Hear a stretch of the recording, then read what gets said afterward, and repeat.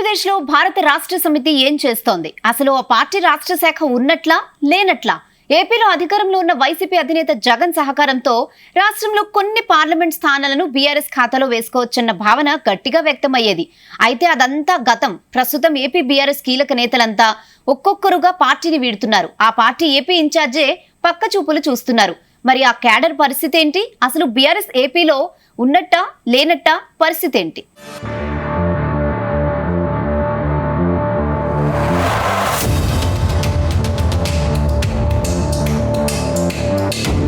ఏపీలో బీఆర్ఎస్ పనైపోయిందా అన్న చర్చ మొదలైంది. గతంలో టీఆర్ఎస్ ను బీఆర్ఎస్ గా మార్చేసిన తెలంగాణ మాజీ ముఖ్యమంత్రి కేసీఆర్ జాతీయ స్థాయిలో రాజకీయాలు చేసేందుకు స్కెచ్ వేశారు. ఆయన బాగా దృష్టి పెట్టిన రాష్ట్రాలలో ఏపీ ముందు వరుసలో ఉంది. 2023 మే 21న గుంటూరు వేదికగా బీఆర్ఎస్ కార్యాలయ ప్రారంభం నేపథ్యంలో ఆ పార్టీ నేతలు మాట్లాడిన మాటలు ప్రస్తుతం రివర్స్ అయినట్లు కనిపిస్తోంది.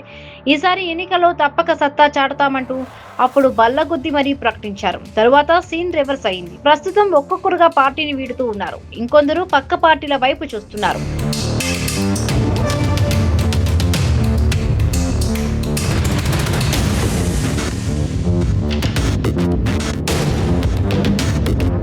ఏపీలోని బీఆర్ఎస్ రాష్ట్ర శాఖను ప్రారంభించినప్పుడు పెద్ద ఎత్తున బీఆర్ఎస్ హోర్డింగ్లతో హడావిడి చేశారు.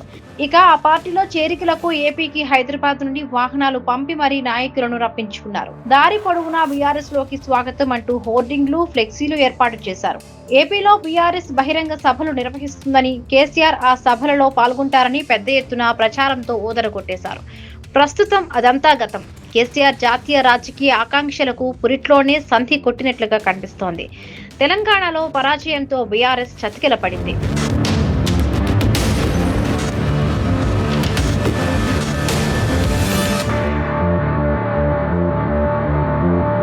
కేసీఆర్ అప్పట్లో దేశమంతా కాళ్లకు బలపాలు కట్టుకుని తిరిగినా దరిచేరిన వారు కానీ, దగ్గరకు రానిచ్చిన వారు కానీ కనిపించలేదు. తెలంగాణలో పరాజయం పాలైన బీఆర్ఎస్ ఇప్పుడు జాతీయ స్థాయిలో సత్తా చాటడానికి ముందుకు వస్తుందా?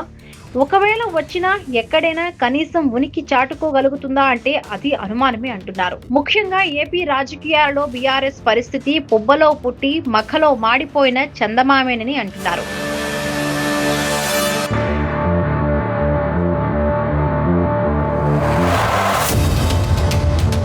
2019 ఏపీ ఎన్నికలలో పరోక్షంగా జగన్ విజయానికి తన వంతు పాత్ర పోషించి టీడీపీకి, చంద్రబాబుకు రిటర్న్ గిఫ్ట్ ఇచ్చిన కేసీఆర్ ఇప్పుడు తమ పార్టీకి రేవంత్ ఇచ్చిన రిటర్న్ గిఫ్ట్ షాక్ లో ఉన్నారు. ఇటువంటి పరిస్థితుల్లో కేసీఆర్ తిరిగి ఏపీ రాజకీయాల వైపు దృష్టి పెడతారా అంటే అనుమానమే అంటున్నారు పరిశీలకులు.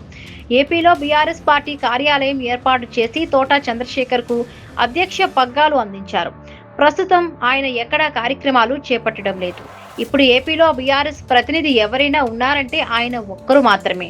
నాయకులే కాదు, కనీసం జెండా పట్టుకునే కార్యకర్తలు కూడా లేరు.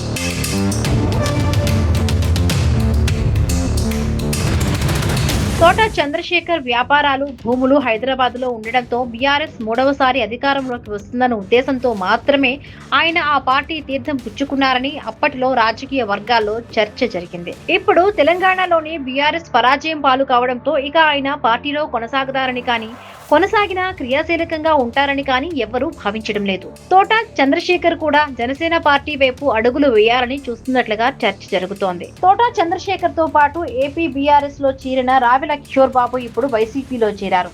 గత కాలం నుండే ఆయన పార్టీ మారబోతున్నారంటూ ప్రచారం జరిగింది. ఈ క్రమంలో తాడేపల్లిలోని సీఎం క్యాంప్ ఆఫీస్ లో రావెల కిషోర్ ముఖ్యమంత్రి జగన్ సమక్షంలో వైసీపీలో చేరారు. రావెల కిషోర్ బాబు బాటలోనే మరికొందరు నేతలు పార్టీ మారేందుకు సిద్ధమవుతున్నట్లుగా తెలుస్తోంది. కీలక నేతలు ఒక్కొక్కరు దూరం కావడం, పార్టీ కేడర్ ఉందో లేదో తెలియని పరిస్థితి ఉండడంతో ఏపీలో బీఆర్ఎస్ దుకాణం బంద్ అయిందా అన్న చర్చ జరుగుతోంది.